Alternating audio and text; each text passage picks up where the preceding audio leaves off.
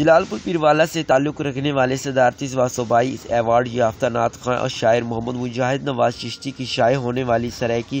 نعتوں کا مجموعہ کتاب میڈے کریم آقا صلی اللہ علیہ وآلہ وسلم کی تقریب رونمائی منعقد کی گئی۔